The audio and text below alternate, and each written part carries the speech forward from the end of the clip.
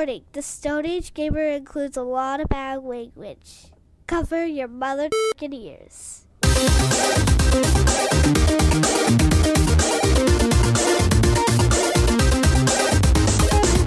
Good evening and welcome to episode 214 of the Stone Age Gamer podcast for the week of August 10th, 2018. Sorry, I had to swallow.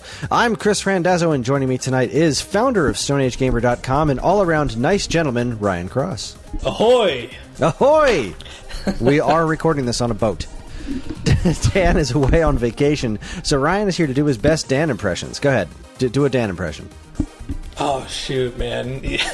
That's perfect. I could have probably thought of something if you would have gave me some time, but... Well, he's promised to talk about beer, wrestling, and pad. Before we go any further, see, if you were really doing a Dan impression, you would have said, oh shit, instead of oh shoot. Because Dan never misses an opportunity to curse. Yeah, I'm trying to be professional here. We try. We never succeed. Before we go any further, here's your weekly reminder that you can email us at mail@geekade.com. Just include the words Stone Age Gamer in the subject line. You can let us know what you think of our show, what topics you would like us to discuss in the future, or just say hello, because we always want to hear from you, the listener. So, Ryan, how the heck are you? Pretty dang good. Pretty dang good. Yeah. It's been a while. I mean, shoot, I don't even know the last time I was on here. Maybe 2016? I should have. I didn't live here, so I didn't. Yeah. I wasn't in this house. I didn't live where I live now either. So actually, I've moved twice. I think since last time. Oh, yeah, I think so. Maybe last time I've been on the podcast. So, well, we lose track of time a lot, you know? I kept saying, first time we had Banjo Guy Ollie on, I was like, yeah, we'll have you on a couple of months. And then I think it was 2 years before we had him on again. Just because I'm really great at losing track of time. So I guess I'll fill in the Dan side of the conversation. Have you been playing any games lately? That's a good question. I got Sonic Mania a while back, but then I moved, so that kind of went to the back burner for a while. But now that the new DLC is out, I haven't bought it yet, but that reinvigorated me. But I'm kind of waiting for Shenmue 1 and 2 for the PS4. That's right, you're a huge Shenmue fan. Yeah, so I have that coming, but... I tried some Fortnite. I don't know. I played exactly one game of Fortnite. It was like, yeah, that's not for me. Not for me. Yeah, my friends are into it. And it's not that it was bad. It's just, I don't know. I just think I'm too far gone, man. I'm too old. The shooting thing I can kind of do, but then you bring in the crafting and stuff. Yeah. No idea. Just all right. You know what? This is for the cool kids. I'll fire up some Space Invaders and. Yeah, I did make it to third place. Holy crap! The first night we played because I got a legendary bush. I'm sorry. What? So you know how there's different item quality of like the guns and stuff you can get. Actually, no, I don't. Yeah, like so white is like. Your basic. Green is a little better than that. Blue is better than that. I think purple is even better than that. And then there's like orange or gold or something that's like considered legendary. So I opened a treasure chest and it dropped out a legendary bush, which all I know is the bush is you wear the bush so you look like a bush, right? I don't know if it being legendary actually helped at all, but. Saying that I had a legendary bush is funny enough. So yeah, I just kind of hid in the bush until finally someone figured out I was in a bush and shot me. Wow. This game really does sound amazing. But no, after you get killed, you watch the person who killed you and what they're doing, right? And you're like, holy crap, I don't know if I'll ever be able to put enough time into this game to ever be that good. So it's almost like, should I just give up now? I mean, here we are talking about Fortnite, which is the biggest game in the universe, and you just told me that you came in third place because you pretended to be a bush. And then somebody figured out you weren't actually a bush and shot you. Yeah. I don't know why this is tickling me so much. It's just freaking funny. Oh, God. But yeah, go back and play Sonic Mania. That game's great. Yeah, it is. It's downloaded amazing. the DLC myself. Playing as Mighty and Ray are both really interesting. You know, they're a little bit different than expected. Like they add a little bit more of a Ray in particular just kind of makes the game feel really different because of his weird little gliding technique. It's not like Knuckles at all. It's like it's got like the Mario cape from Mario World kind of. It's very weird. It adds a very different feeling to the whole thing. But I like how the levels are kind of sort of remixed as well. So you got like they look different enough that they are exciting, and you get to play a bunch of the Angel Island Zone too, which is cool because I love Angel Island Zone from Sonic 3. Right. Yeah, definitely put a little more time into that. Yeah, I mean, I'm a little miffed that I got the collector's edition when it originally came out, so I didn't get any physical copy. You know. So that's right. That was a download code in a box, right? Yeah. I mean, you got the statue and some other stuff, but, you know, I'm kind of like, man, you know, but what can you do? I don't know. Maybe if I get, I still don't have a Switch. If I ever get one, I'll probably get the Plus version just to have the little cart, even, yeah, you know, just to have something physical, even though I don't know how much data is really stored on there compared to what they download or whatever, but I think with something that small, it's got to all be on there. But, you know, we've all heard about what's happening with, like, the Spyro trilogy. Where only the first game's on there, and the second two you got to buy. And that's not even on Switch. That's on freaking PS4. Like, how dare you? Yeah, I mean, that's the thing, you know. It's like physical media isn't even physical media anymore. You know, so people are like, I want the physical disc. I'm like, but you're not really getting the game. You're getting basically, it's just a license is all that disc is. You're getting like the broken ass version of it before they patched everything too. I like what limited run games does. Like those kinds of things are those kinds of things are pretty serious. And I don't know. Did you see the Wonder Boy the Dragon's Trap that they released for Switch, where the cart actually had the little checkerboard thing from the original Master System? It was just such a really great presentation. No, I didn't see that. I think I remember seeing something about that, but I haven't seen it. I've heard of that company. I know they do some good stuff, and it's a great idea. I mean, it's something I wish I would have thought of. That's oh my goodness! They I know. Speaking of limited run games, they finally released. I think they released, or a bunch of people started getting like early shipments. They are the ones that did the replacement Sega Saturn and Sega CD cases. That's right. I really, really, really want to see. I just totally forgot to check for.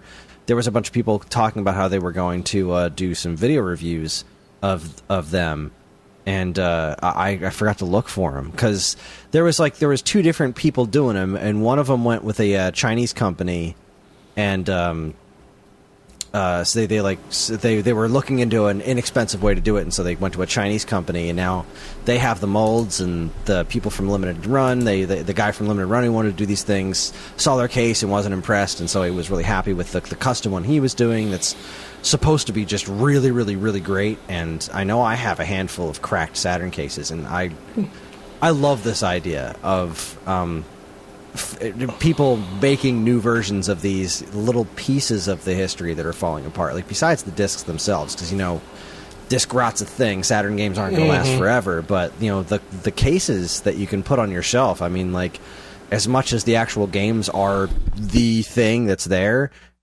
almost to in just slightly lesser extent, the actual packaging is so awesome on old games. It's one of my favorite things about them to collect. I mean, especially when you're talking about old Nintendo games and Super Nintendo games, and you can get an EverDrive to play all the ROMs and not have to take the things in and out of the boxes, but then you have the boxes and the manuals to like just line up on a shelf and drool over from time to time because you got all that great artwork and stuff. But right, I mean, it's kind of like I'm looking to buy some arcades for my new house because I moved all the ones I had from my old house down to Ohio to the store because I moved into an apartment as a temporary in-between thing. And, you see all these multi-cades, and I'm like, man, it would be nice to have one, but I really like to look at the original arcade cabinets, and yeah, I don't know.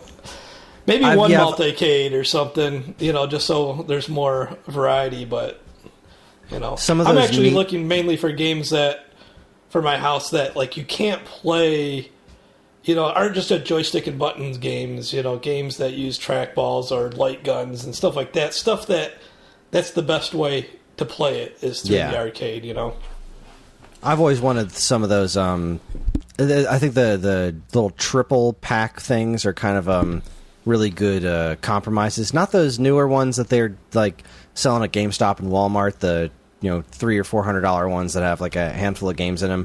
I'm talking about like the ones that's like the Pac-Man, Ms. Pac-Man and Galaga machine, or the one that I love, the Nintendo one, the Donkey Kong, Mario Brothers, and Donkey Kong Jr., because they have a bunch of the original artwork on the cabinets and they're reproductions of the original cabinets, just with some combining the artwork together in one. I feel like that's a good compromise because, not everybody has a ton of space to put arcade games in. I know I would if I had more space, and maybe I will someday when I'm older, when the kids are a little bit older and my basement isn't covered in toys. But, I would love to put a handful. I'm just looking at the corner of my basement right now.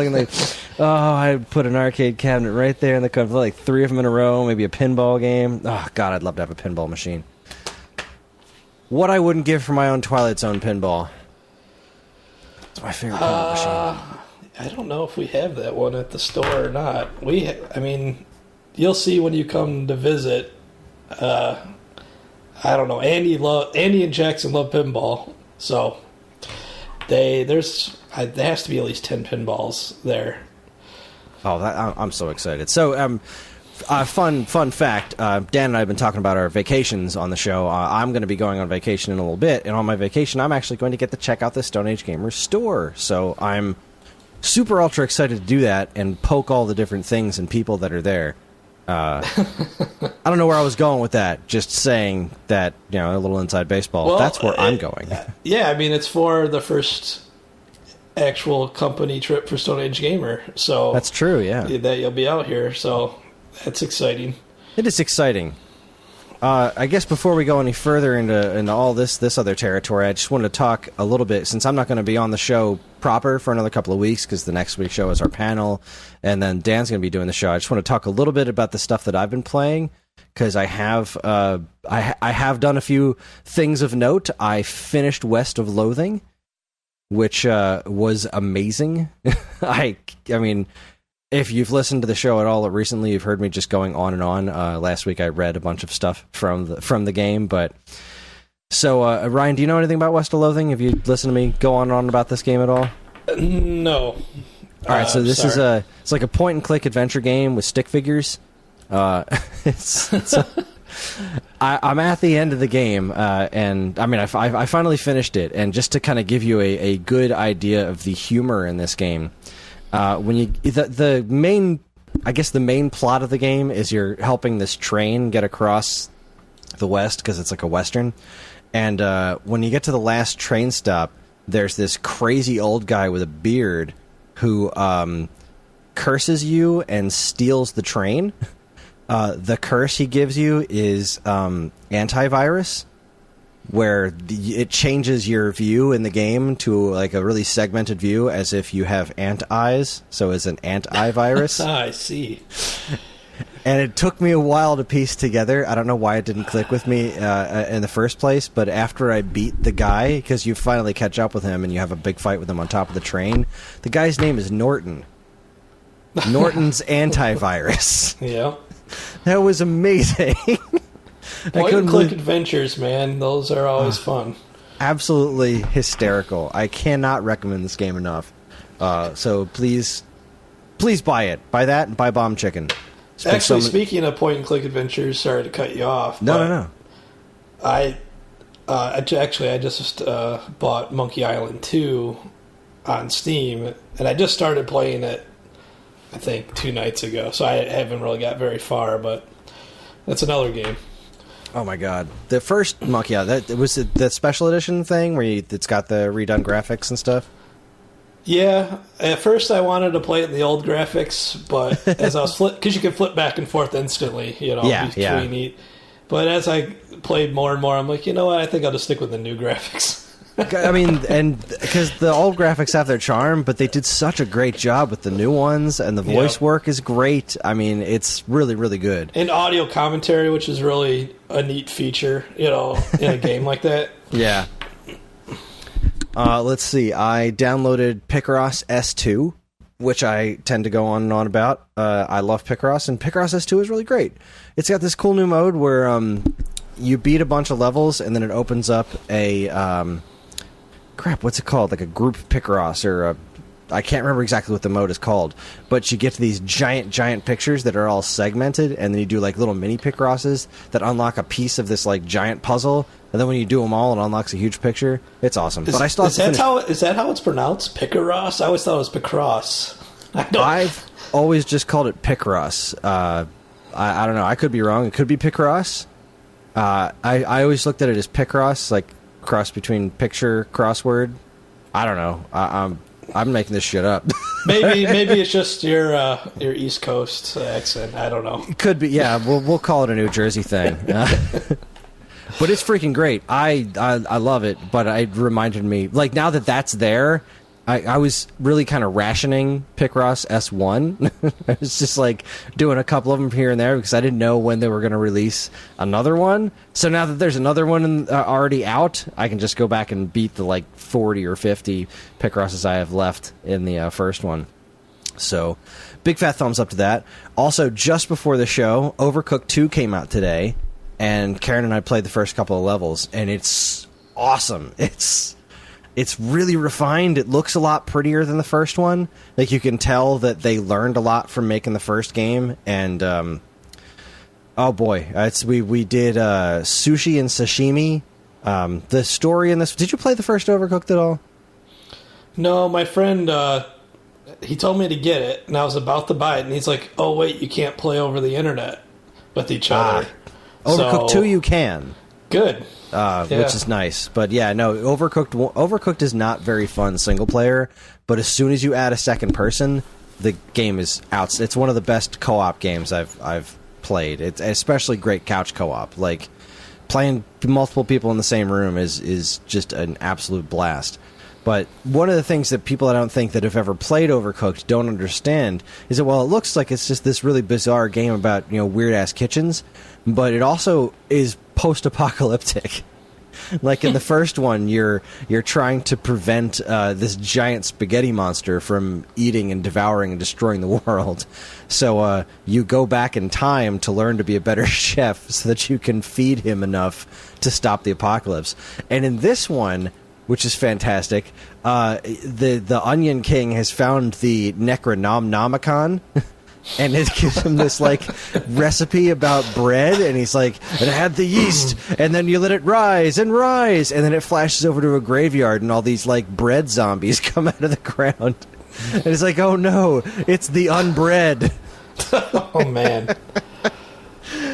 So you have to go around and learn all these different recipes to satisfy the unbread so that they won't, destroy the world. It's the story is tenuous at best, but it's absolutely hilarious, and it's great. We did the first couple levels. We kicked ass. It's got a lot of, like, really nice little quality of life improvements over the first one. I'm quite pleased with it. Ah, boy. So this show's a little bit all over the map because I don't know. I didn't plan super well. But there was something that happened today that I kind of wanted to get your input on, see if you had heard anything about it. Did you hear anything about the Dead Cells IGN review controversy? Yeah, I actually watched the video, the comparison between the two reviews. All I did was I saw it on Reddit. Someone had posted the video, and I watched the video. I didn't read any follow up on it, like articles or anything like that. But it was pretty blatant. I mean, I don't know how you. That was pretty blatant, yeah. So, for anybody who doesn't know, I mean, I've mentioned on the show before, I'm a fan of the IGN's Nintendo Voice Chat podcast. I love that show. And I was pretty bummed when Jose Otero left. He was the host, and then they replaced him with this YouTube guy, Philip Mewson. And I was like, all right, well, if they vetted this guy, I'll give him a shot. And I was enjoying him on the show. I thought he was a pretty entertaining guy. He seemed to know his stuff for the most part, and hooray, Nintendo Voice Chat's still fun to listen to. But then this Dead Cells review comes out, and this like YouTube channel with like 20 followers or something was it Boomstick Gaming or something? It was like, that's mine.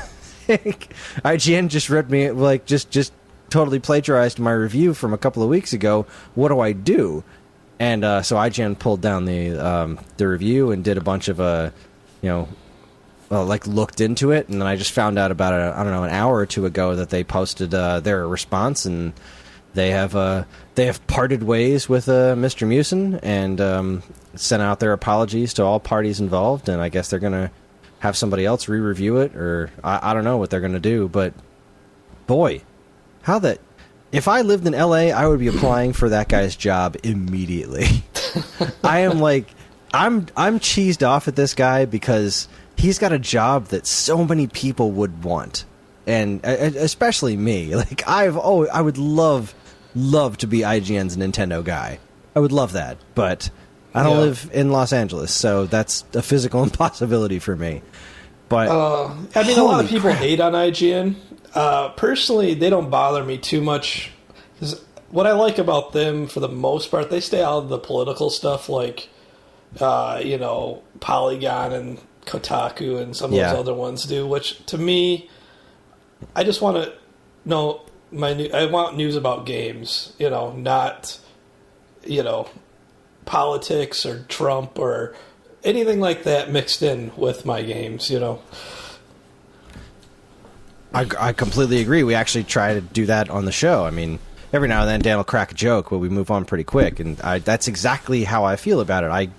I enjoy IGN because it doesn't throw a lot of slants around. And I know a lot of people accuse them of, like, people buy their reviews because they're like, oh, these people gave Star Wars The Last Jedi a 9 point whatever the heck, and that means that all their reviews are pointless. And it's like, so many different people work for IGN, and I've been following them since the Matt Casamassina days. Like, I like their Nintendo coverage because I'll find people who work there that I like. I tend to agree with their opinions a lot, and that way when I read their reviews, I have a pretty good idea of whether or not I'm going to like something or whether something's going to bother me.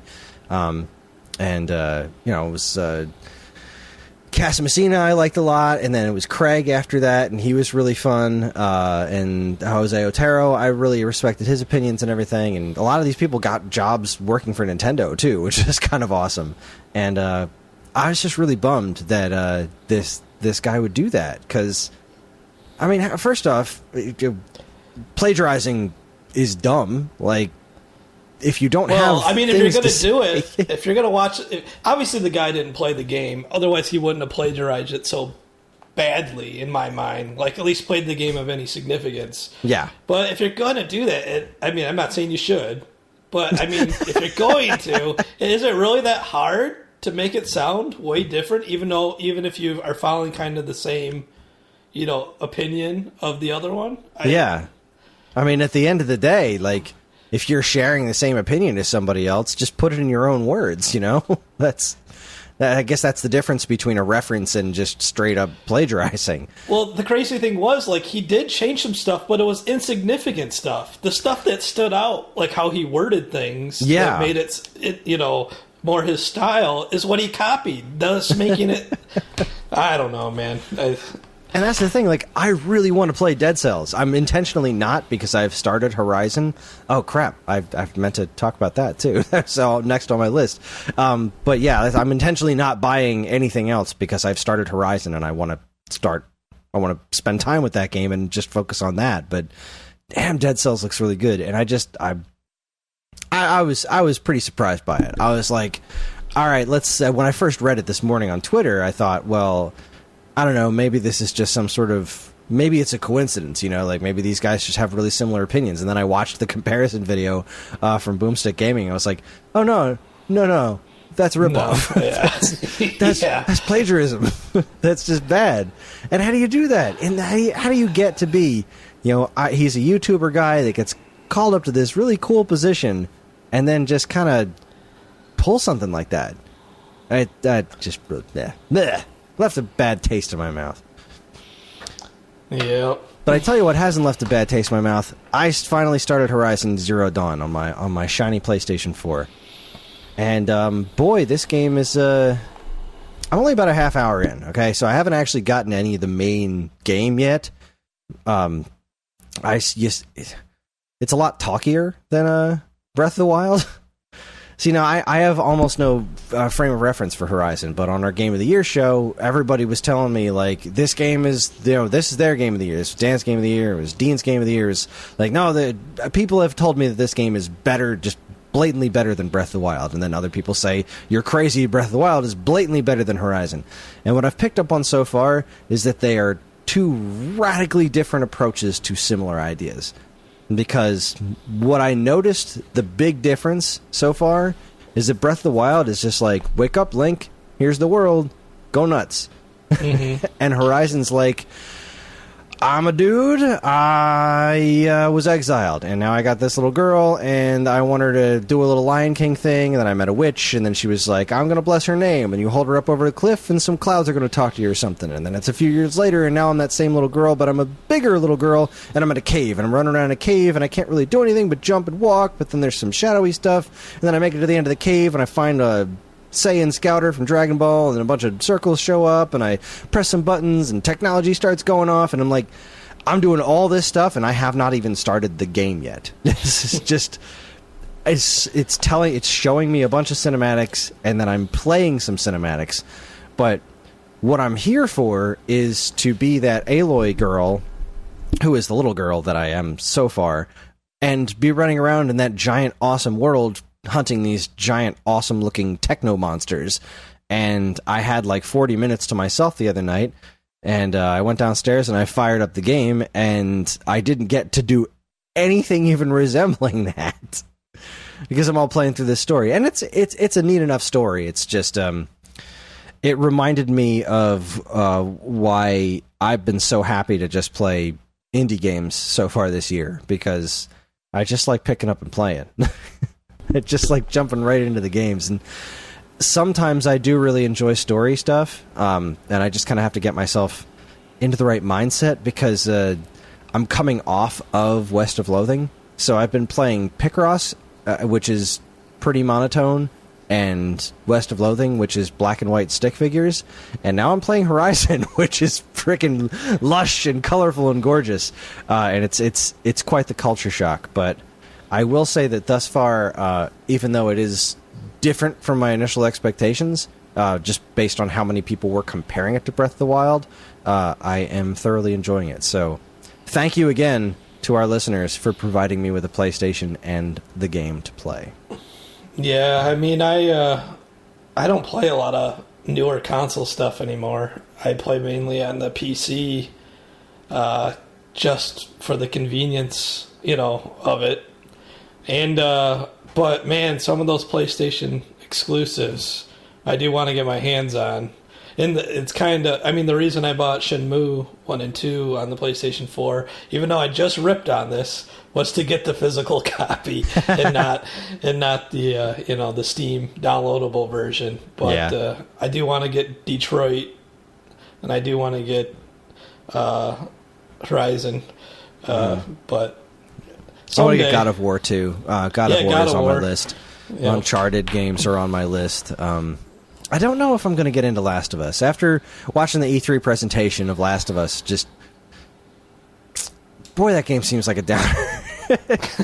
Just looking at it like, this is objectively great stuff, but I have enough stress in my life. Yeah. I don't know that I need this. And But boy, I'm so excited to sink my teeth further into Horizon. I just wish that it was... I'm so spoiled by the Switch and being able to play it on my break at work and play it in the bathroom in the morning and play it in the bed at night, that, you know, this Horizon game is tethered to this box that's in my basement, and I have to be down here to play it. Like, I can't play it on commercial breaks while we're watching TV or anything. I have to be down here exclusively playing that game, and that's going to be harder for me to spend enough time with. But I am very excited to really sink my teeth into it because it's pretty cool. Because I have the PS4, and the only game I've played on it before this was Bubsy, which is terrible. Jesus. So it's nice to be able to see what the system's actually capable of in a very, very pretty manner. Okay, one last bit of just stupidity before we jump into any actual topics. This is going to be completely pointless by the time anyone hears this, because right now it's Tuesday, August 7th, and when this episode airs, it's going to be Friday. But tomorrow, Wednesday, the 8th, there is a Smash Brothers Direct. And I want to know if you have any predictions for characters. I'm not a Smash Brothers person, man. I'm not really a fighting game person at all. That makes it even better. was the original Mortal Kombat on the Sega Genesis. It just maybe some Virtua Fighter on the good old 32X, but all right. So you're predicting that what's it, Akira from 32X version of Virtua Fighter is going to be in Smash Brothers? That's your no. I'm hoping for Cage. What's his name? The ninja Cage with a K. I don't remember now. Oh, jeez. From Virtua Fighter? Yeah. I thought the ninja was Cage with a K. Is it? I gotta look that up. I would not... Fighter But, Cage. I was, younger then, so, ninjas were I want to be the ninja, man. I don't want to... Oh, yeah. Cage was awesome. I love the graphics in the original Virtua Fighter. When the game started getting more and more realistic, I actually stopped caring about it. Yeah. There was just something so hysterical about those, because it was such a unique look. It wasn't the original Virtua Fighter wasn't look how realistic this is. It's just all right, we've made a 3D fighting game and everybody looks like polygons, and that's the look. And it was just freaking cool. Yeah, it was Cage, Cage. That's the ninja. He's awesome. Yeah, I'd pick Cage. That'd be cool. All right, that was fun. Sorry, man. I know there's a lot of Smash Brother fans out there. It looks like fun for a fighting game. Mm-hmm. I've played it here or there, but it's just not, I've never got into that kind of stuff. Understandably so. Dan hates Smash Brothers. Of course, Dan also hates Joy, so Dan's just a bad person. And he's not here to defend himself. Ha ha. That's the best time to make fun of people. When it certainly can't defend is. Themselves. All right, well, here's what we're going to do. We're going to take ourselves a quick litlittle break, and when we come back, we're going to talk to Ryan about the state of everything. We have lots of things to discuss, and it's going to be fun. So you're listening to the Stone Age Gamer podcast from Geekade.com. Stick around.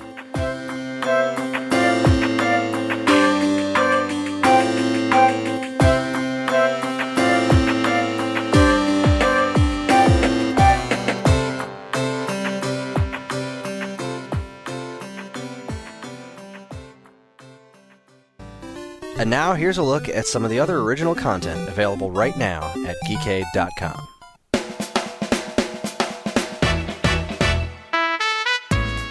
First up, as the summer winds down, musicians are showing no signs of stopping. We're getting quite the variety of new releases this month, from return to hip-hop to a familiar name to a new duo you probably weren't expecting. There's something exciting and shiny for everyone out there. Read all about this and more in Turn It Up, new music releases for August 2018.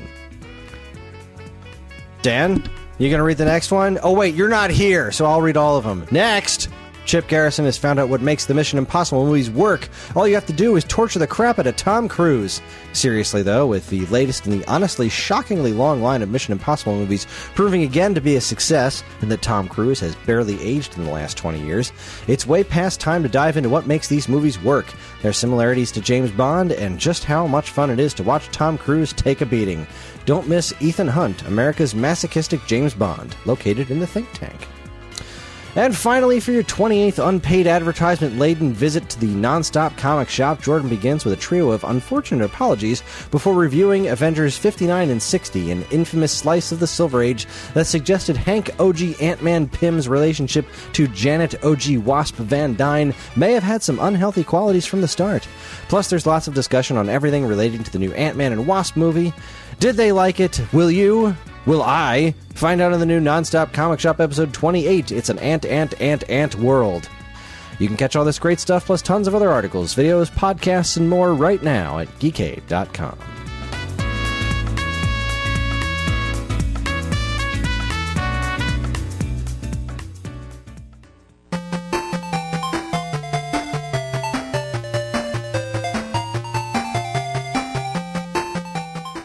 All right, and we're back with special guest Ryan from StoneAgeGamer.com, and we're going to talk about some stuff. Figured it would be fun to start off with some of the new products that I have been seeing popping up on the Facebook page. Now, this may sound like fake shilling, like, oh, let's talk about these new products I've been seeing. I work for this company, but I actually don't know a lot about the products. I'm not really in on that side.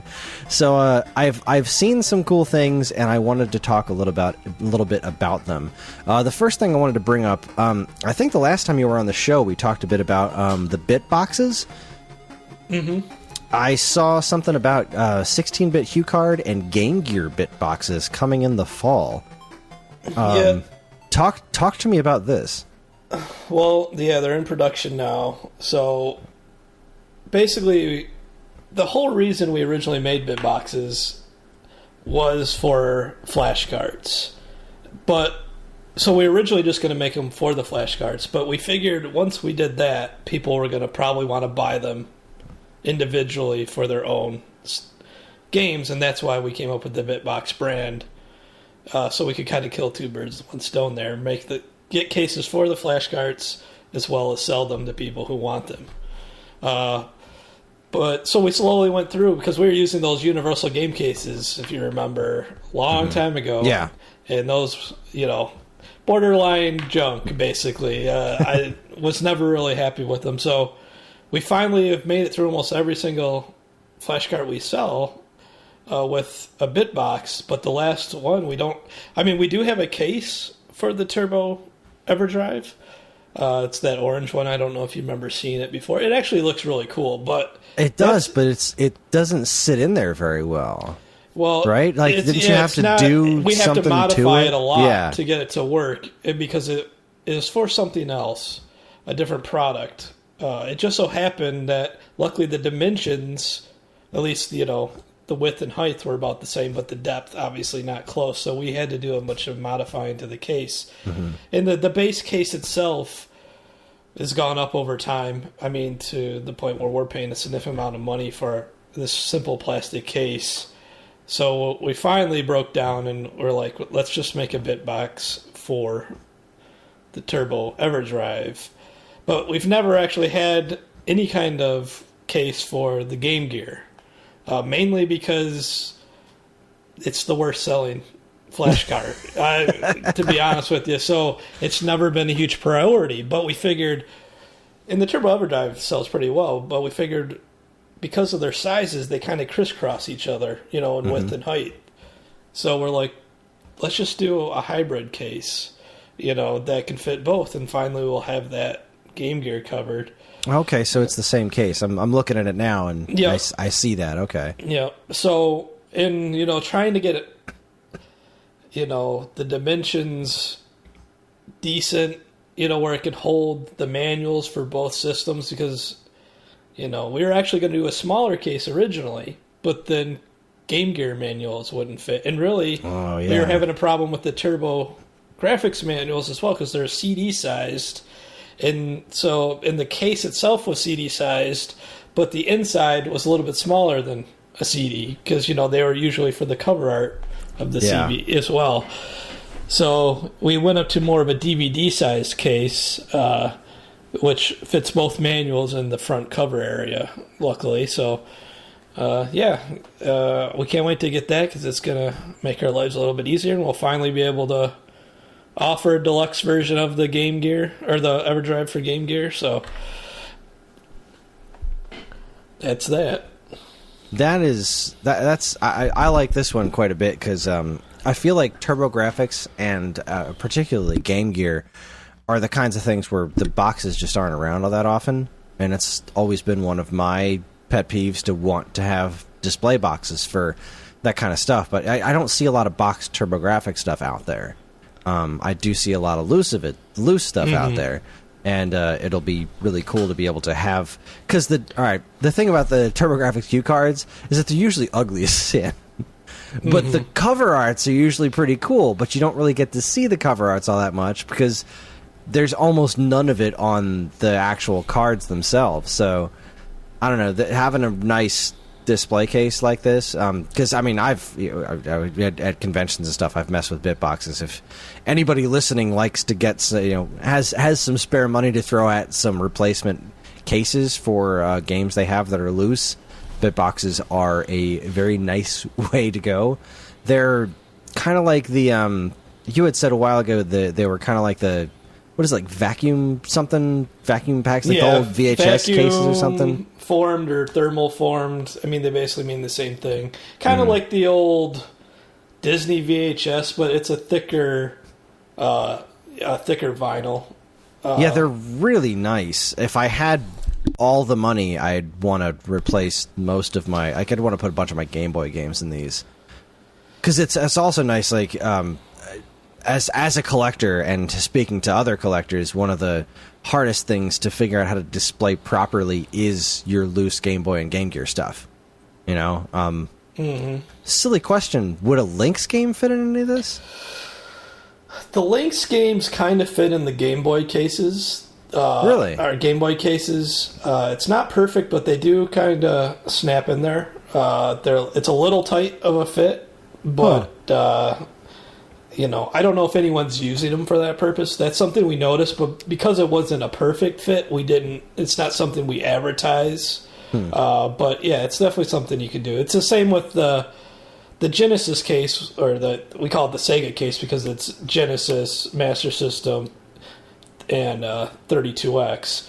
But that will also fit Famicom. The normal size Famicom games, and maybe a little bit taller as well, because we use that case for our EverDrive N8 for the Famicom as well.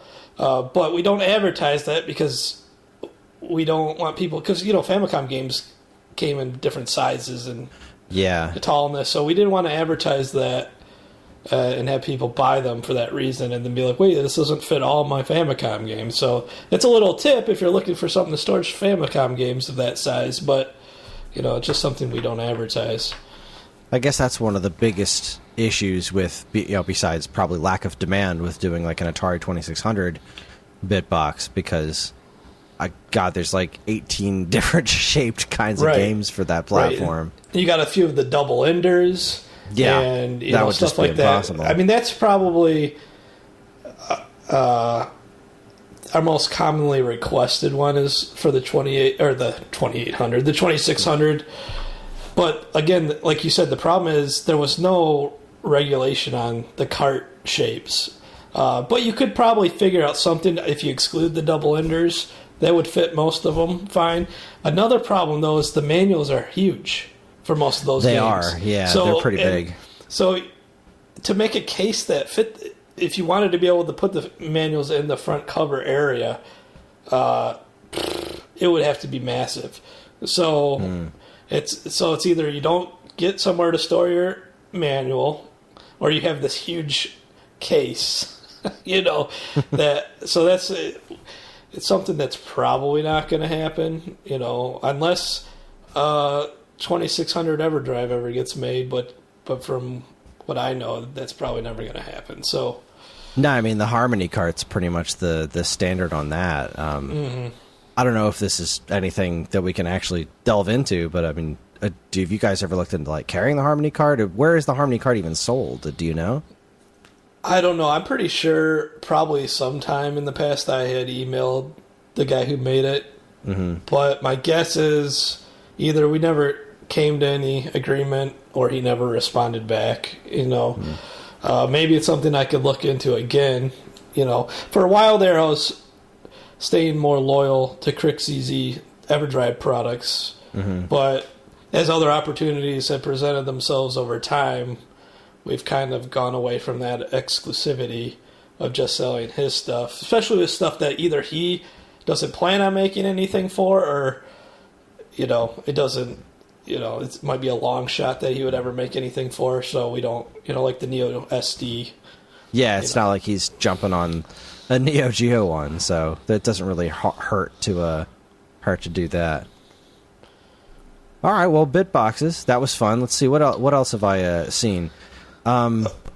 I was going to say that the PSIO is coming back, right? Well, we never had it. Oh, that's right. We showed it off 2 years ago. Too many games, right? Too many games. We actually brought the whole full-size PlayStation kiosk and everything. Everyone wanted to buy them while they were there. Of course, we said, we'll have them, in a few months, whatever, because that's what we thought at the time. It was a lot of back and forth with the creator. Eventually, the guy told me, I'm getting the shell, my own molds made. He was buying some generic shell that he was cutting himself for the SD card slot. He's like, I'm going to get my own shells made. Well, this was sometime last year, like early 2017, I want to say. And I would message him every once in a while, but I stopped hearing from him. I'm like, okay, well, apparently this is dead. Well, then earlier this year, he had messaged me and said, I'm getting close to being able to go in full production. And I'm like, where have you been, man? Because I thought for sure he just flaked out, because it happens a lot with this kind of stuff, mm-hmm. And there was a lot of negotiating back and forth on prices and stuff like that, but eventually we did come to an agreement. And so we should be getting a shipment of quite a few this fall. So, I'm hoping that'll all go well. It's a really nice product. He did a really good job on it. The interface is nice, It's all that kind of stuff. Kind of explain to folks what it is in case they don't know. I mean, the simplest way to explain it is it's a flash card for your original PlayStation. But you need the original PlayStation with the parallel port in the back because it plugs into the parallel port of the back. The one major downside of the product is it does require a simple mod to work to the system to bypass the CD-ROM. The nice thing about it, though, is that you can use either the CD-ROM or it, unlike some of other solutions for CD-ROM replacements that totally remove the CD-ROM from the equation. So that is a downside. So our plan is to pre-mod a lot of systems before we receive our shipment. So people will have at least the option. They can buy it with the pre-modded system. Or we can do the mod for them on their own system, or they can do the mod themselves. But it's not a complex mod. We did the mod ourselves, and most of our guys, aren't really, super electronic geniuses or anything like that. So... but then we did sell a few of these already earlier last month. The Super System SD3. That was my next question. What is? Yeah. I saw that pop up on your Facebook page back in July, and I was like, "Won't last long. We have very limited stock of the Super System SD3." And I'm like, "What is this thing?" So what the heck was that? So this is made by the same guys that made the Neo SD. Okay. Basically, again, it's kind of a flash cart for your PC Engine or your TurboGrafx 16. Now you're like, well, isn't the Turbo EverDrive that? And it is. But the Turbo EverDrive plugs into your HuCard slot and obviously can only play HuCard games. this plugs into the back expansion port of your system and can not only play the HuCard games, it also emulates all the specialty cards like the system card, the arcade card, and it also can play TurboGrafx and PC Engine CD-ROM games. So it can play the ISO files. And on top of all that, it also has composite S-video and RGB out on the back of it. So Wow. it also replaces the turbo booster as well. So it's basically 3 products in one in a way. So it's pretty amazing. The Terra Onion guys are kind of thinking outside the box when it comes to this kind of stuff, which really impresses me. Doing something different. So that's the first kind of flash card we've sold that competes against another one that we sell, from a different company. But the prices are so different that I think, obviously 2 different markets, there as well. Why are these so limited? Why were these? They only sent us. Well, they've only did the Neo SD before this product. Well, they thought, you know what we'll do on our next product, because the Neo SD did so well, we'll take a bunch of pre-orders. Now, if you would have asked my opinion on that, I would have told them don't take a bunch of pre-orders, because pre-orders are a nightmare for the most part, especially with something that's in development, not something that's already been developed and you will receive it eventually. So I think they sent out 100 units, but there was a major flaw in it. So they had to recall all those 100 units. Now, I didn't sell any of these because they said, we'll sell the first batches of units. That way, just in case there is any problems, I don't have to take returns and then send returns back to them, So they had to recall those. I guess they destroyed them, so they got more ordered. But at this point, they just allowed the pre-orders to run. And I think they racked up over 500, 600 pre-orders. Wow. And it took them... and then there was another small flaw found with the sound that could be fixed with a resistor, I believe. So they had to manually solder all these resistors into all these. So it was kind of a nightmare for them. So eventually, after they got all those problems fixed, he's like, we have 20 left. We'll send them to you. And he's like, we have hundreds of more coming, in the next batch. Well, that's cool. So we took the 20. Of course, they sold out in 5 minutes. We expected them to do that. But I think there was also a memory shortage as well with specific memory chips that might have caused a problem. I'm not sure if it caused a problem with that. I know it caused a problem earlier this year with some EverDrives like the SD Destiny. Yes, technically is an EverDrive, but a flash card like the 128 megabit chips or something. Mm-hmm. Apparently, those are hard to find now, and they don't know if they're going to ever be made anymore. So they've had to kind of reconfigure some things, and it really slowed down shipments for a while there. So that's we're hoping to have more of those in, and we'll have hundreds and hundreds of those next time. So they shouldn't just instantly sell out. But how much are those guys? Those I want to say are about what's the exact price? I think around $280, but I don't know the exact price. That is spicy, but it's also pretty cool. Yeah, I mean, if you think about buying an actual turbo booster plus, I mean, really, you can't. There's nothing besides the CD-ROM attachment that you can play CD-ROMs with. So yeah. Yeah. Let me see. 285 is what we have it listed for. Now that might change depending on the next batch, but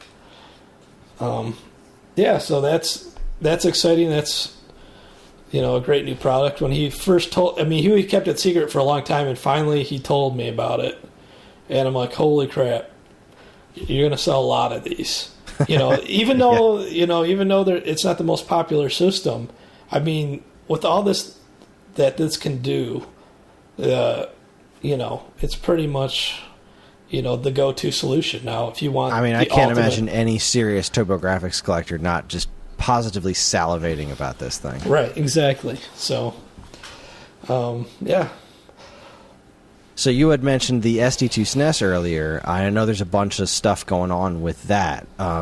What is happening in the world of SD2 SNES right now? Well, the SD to SNES came out. Well, I think we started selling it in 2011. The original creator, Arcario01, might have started selling them in 2010. I'm not sure. But when Kris ZZ took over production, I think it was in 2011. That has a super powerful FP, is it Field Programmable Gate Array, FPGA, in it, with the idea that eventually it would be able to emulate most of, if not all, the special enhancement chips that some Super Nintendo games came with inside. Specifically, the Super FX, the DSP, there's DSP 1, 2, 3, 4, and SA1, and then there's quite a few others that were one or two games that were made, or that chip worked on. But for the longest time, Super FX support and SA1 support was never added. And those, besides the DSP, one chip had some of the heavy-hitting games on it, Then earlier this year, a guy who goes under the handle Red Guy released a beta firmware for Super FX support. And maybe a month or so later, they released the official firmware update with Super FX. And then found out he was working on SA1 support, which now is in beta, which my guess is probably will get into their official firmware within the next month. I mean, in Super FX and SA1, that adds about another 45 games of compatibility. Plus, the only way outside of buying a hacked cart to play Star Fox 2 on the original hardware.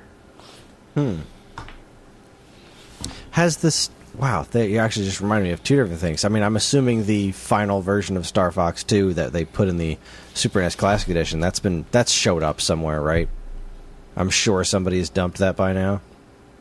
Yeah, I don't know if that I don't know if they added anything to that, or I'm pretty sure it was a complete game, wasn't it?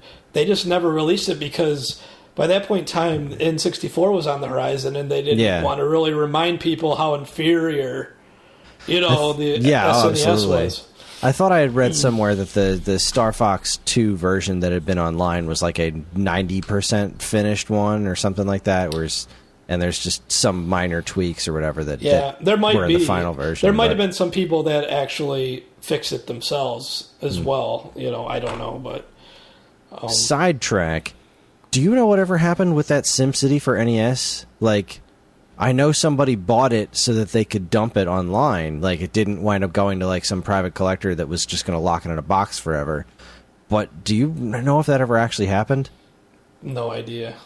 I gotta look that up. That was like so freaking fascinating to me that actually happened. And I really want to play that game. I want to play the version of it. I want to hear the music and everything. But anyway, going back to it. So yeah, SA1 and Super FX support. That's pretty awesome. The Super FX, is that FX1 and 2 support? Yeah. I doubt there's much difference between the chips. I know they're technically different, but my guess is they operate pretty much exactly the same. There might have been just like bug fixes in the two, for all I know, and that's the only major difference between them. I don't know if it had more performance or anything like that over the original. Well, I can play some sweet Dirt Tracks FX. Yeah. To be fair, Stunt Race FX is like, I love that game to death, and Oddly enough, so does Andre Segers from Game Explain. That cracks me up every time he brings it up, because he's always like talking about Stunt Race FX being in things, and I'm just like the one guy in the back, like, yeah, somebody else, somebody else appreciates the wonder of Stunt Race FX. That game is great, but every time I've ever emulated it, it's always been like all screwy looking. Because even if like I have a version on like my Raspberry Pi, there's like a couple of little things here and there that are just kind of off. Like an icon here and there will just be like some weird garbled mess instead of the actual icon it's supposed to be. Because I haven't had an opportunity to just hook up a Super Nintendo and plug my damn cartridge in there and play it from there. But if the SD2 SNES is going to support it properly, that would be a pretty nice thing to have. That and just nothing like marveling at the fact that Doom runs on a Super Nintendo. Yeah. That's still amazing to me. Yeah, it's amazing what they were able to pull off on some of those classic systems. It really was. Like, I remember seeing Street Fighter Alpha 2 on the Super Nintendo and being like, seriously? Like, why did you do this? I guess it's coming out in 96. There's not a lot of people, like, hunting for new Super Nintendo games at that point. It's like, nah, screw it. Alpha 2, Super Nintendo, we're doing it because we can. It's absolutely ridiculous. All right, are there any other interesting newer product things? I think I ran down the list of the ones that I wanted to mention that I had questions about. Well, we have another one coming off, but it might be not until early next year at this point. The Neo SD Pro, which is going to be basically a step up from the regular Neo SD. So we'll continue to sell the Neo SD as like a base version, but then there will be the Pro. And the main advantage of the Pro is the original one had one slot of memory, so you could load the game into flash memory. And obviously you did some booths with us at TMG. It's not the fastest because it's flash memory. It's not, and the size of Neo Geo games is pretty massive compared to games from that era. So it might take a few minutes, up to a few minutes, to flash a large game on the original Neo SD. But the new one has 4 flash slots, so you can preload up to 4 games, and then 1 RAM slot, so you can load a 5th game into, and it loads way faster into RAM than obviously flash. So you have kind of one that you can go through games quicker if you're flipping through playing different games, or stuff like that. So that'll be the main advantage of the new cart. I imagine that will not be cheap. No, I don't even know the price. People email us every once in a while asking. I've talked to the guy about it, but with memory shortages and that kind of stuff, I don't know if the price is going to end up going up from the last time I talked to him. But doing the conversion from euros, my guess is it's going to be somewhere between $625 to $700 would be my guess, MSRP.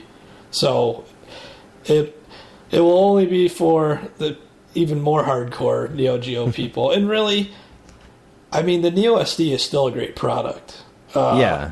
I mean, so you got to really weigh, is that extra few hundred, 250 really worth a feature that in the end, how often, if you're playing a game, are you constantly switching, back and forth? Not always. And really, not with Neo Geo games. With something like, NES games, I switched pretty quickly. But with a Neo Geo, because I messed with it when you had it at the Too Many Games, and it was kind of a pain when you'd go in there and be like, all right, it's time to switch games.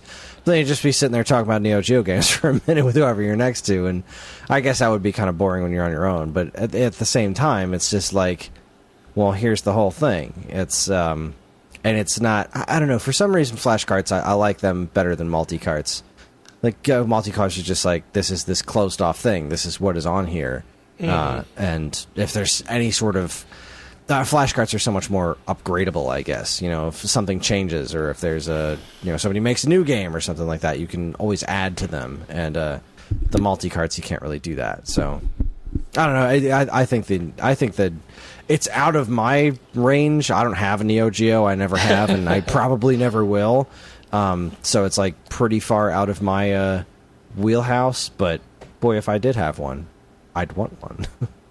Yeah. I mean, personally, if I were going to buy one to use at home on an AES, I would probably just get the original, the normal one for me. But like if I had an MVS cabinet that was in a place where people played it a lot, then maybe the Pro would be better for the faster switching of games and stuff like that, you know. Yeah, that makes sense. Well, so I guess that kind of covers all the fancy new products and cool things. I know you just relatively recently, launched the new website, the new fancy StoneAgeGamer.com. Yeah. Yeah. There's Back in April. Sorry, yes, go ahead. April. It's August now. Yeah, I'm timely. Yeah, I mean, I'm on it. Well, that's probably more my fault, like, because there was still a lot of work to do after it launched. I mean, I spent about 8 months, because I probably told you a long time before it launched that, yeah, we're going to be launching any month now.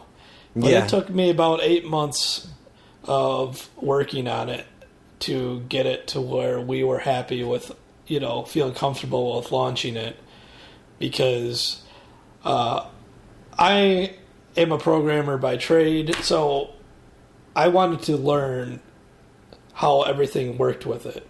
With the new platform we were switching with, I wanted to be able to write custom things for it, because there's a lot, you know, with EverDrives and stuff like that, there's stuff that we do that some other stores don't typically do, so they're not included with the package and stuff like that. So I spent a lot of time learning how their API worked and all this kind of stuff, and obviously getting the site designed, you know, how I wanted it. So it took quite a while, but we're really happy with it. I like it. I'm still transferring all the blog posts over to the new site. Yeah, the one downside. But honestly, WordPress it's so insecure anyway. You know, we always had, you know, constant security updates with WordPress. You know, it's a nicer platform, but, you know, this is much more locked down. Yeah, Geekade's on a WordPress-based thing, and we don't really have to worry about security too much, because we don't sell anything and nobody knows who we are. Right, so. Right. So that was obviously more important to us, because on the old site, but it's a really nice design. I like it quite a bit. Yeah, it's finally mobile friendly. You know, 2017 we finally had a mobile friendly site. You know, we switched to flat rate shipping, which we weren't sure if customers were going to like or not, but so far it seems that they like it better.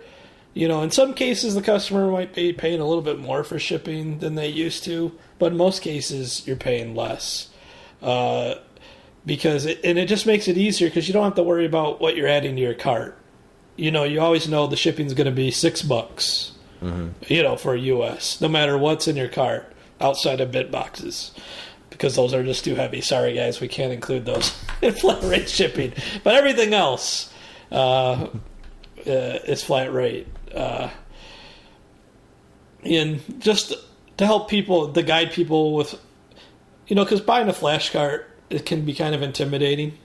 So we tried to more direct people on what's the differences between the two, you know, and kind of direct them where to go and which one, you know, would be best for them, and stuff like that.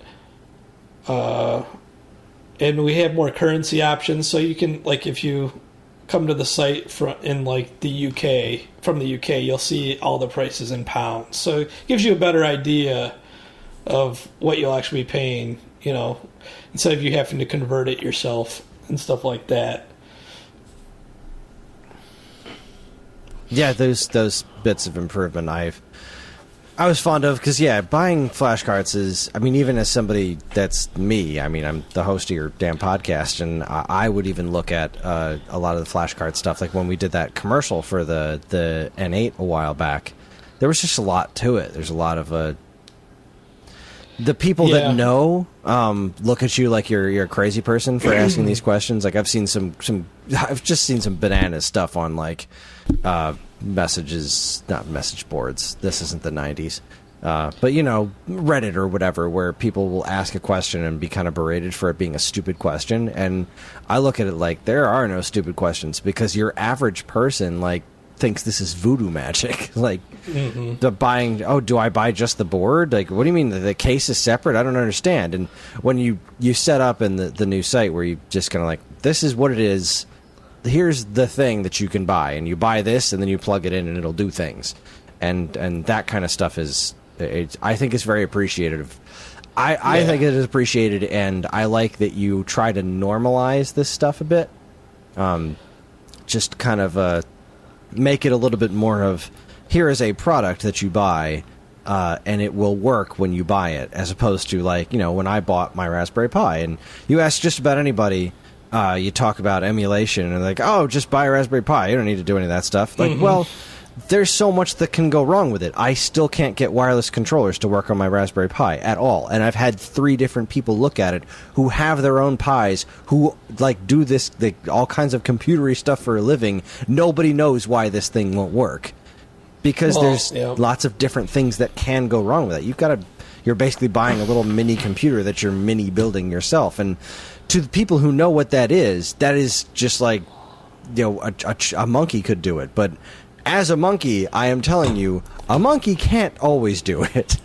And the fact that you make things like EverDrives that seem very intimidating accessible, I think is pretty wonderful. Yeah, I mean, there's still some more stuff we would like to do, tutorials and stuff, but, you know, unfortunately, we're somewhat limited legally on what we can say, because, you know, you're supposed to make your own copies of your own games to play them. We can't help you beyond that. You know, we get emails all the time. Well, if I just pay you money, will you put all the games on there for me? You know, stuff like that. No, we are not going to do that. You know, we do. I don't know if you noticed, but we do now. Some of them we've licensed games for different flashcards, so they're legal licenses to play those games on the flashcards. So we give those away free with whatever flashcards we've licensed them for. You know, and it's another thing that we could actually do tutorials on how, and that's something I want to do. Now that we have licensed games, I can do a tutorial of how to get those licensed games to run. And obviously that gives you a good idea how the whole process works. You know, so that's another thing we've done with flashcards. But still, I would like to, you know, make it a little bit easier on people in the long run with tutorials and stuff like that. But we'll see. You know, that all takes a lot of time, as you know, from just doing that one video that we've never really gone back and done more, and that's something I want to do. It's a lot of work, obviously, to do that. And then with it constantly changing, I don't know if the next week Krixie's is going to release an update or a new version. You know, we just spent a bunch of time on a video for it to basically, I mean, that video you helped us make is basically all out of date now. Yeah, it's completely outdated. Yeah. It's still up on the YouTube page, and every time it shows up, I'm like, I should really redo this. So something we need to get to. It's just, you know, only so much time in the day to get to it. And the only other thing I think, well, we've done a few other things with the site. We're doing an affiliate program now. Yeah, there's something with tickets and stuff, or this is related to that, or this is like a content creator affiliate program. So if you do YouTube videos or write a blog or podcasts or anything like that, if you contact us at like support@stoneagegamer.com, we can make you an affiliate, and basically depending on how big your blog or channel or whatever is, it will depend on what level affiliate you are. But you can earn cash, not store credit, but actual cash back from whatever sales that you generate with your, custom link. You know how a lot of affiliate program, you see like YouTubers like, click my affiliate link below. They get a percentage of whatever's bought through that affiliate link. And that's how this works as well. So, that's helped a little bit. We really haven't advertised it yet because we've still been testing it, making sure everything works well. But we do have a few, sites and YouTubers and stuff on it. So that's nice. So if you are a content creator and you are interested in something like that, let us know. And then the last thing we started doing is the Stone Age Gamer donates.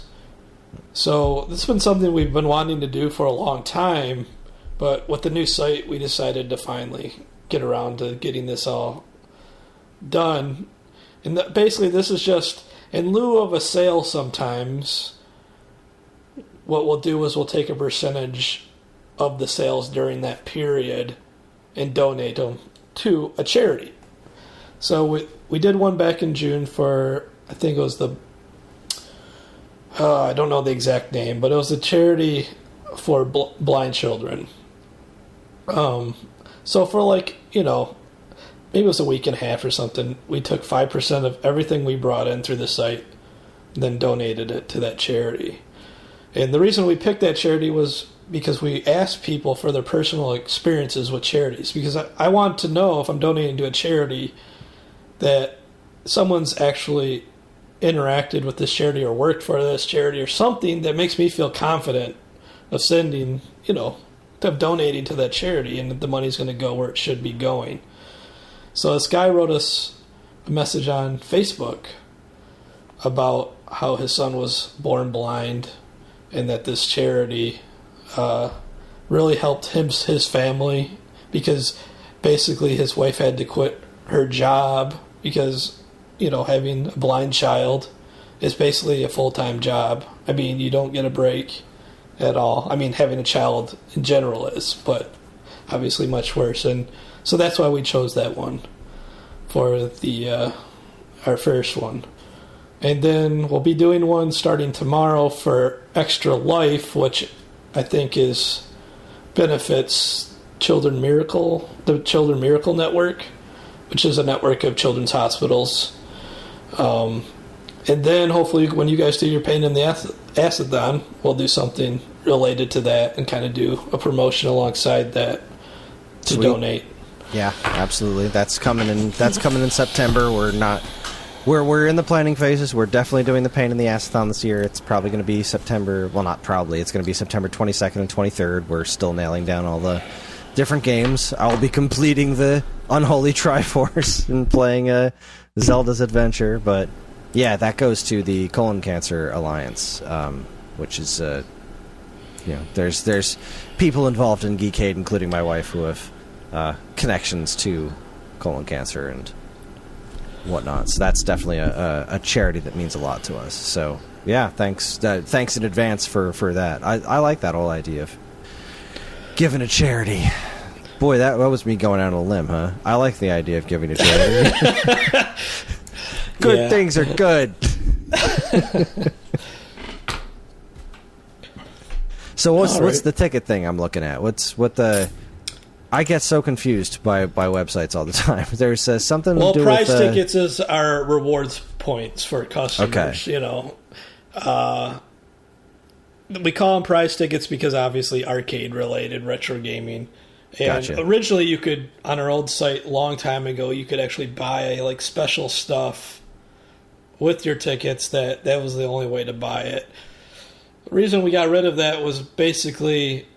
it was not very common for someone to save up enough tickets, just like in a real arcade.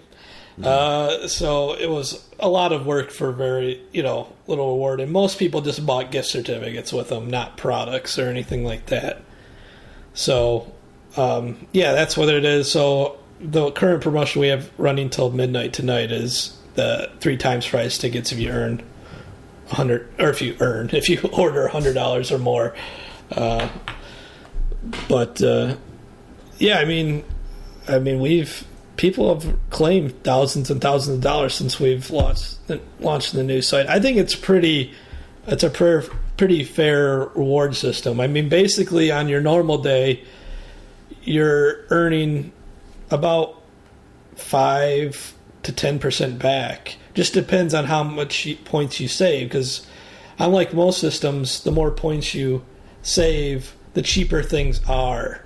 Instead of it just, so $5 off might be 500 tickets, but $100 off is 6,000. Now, if you do the math, that's actually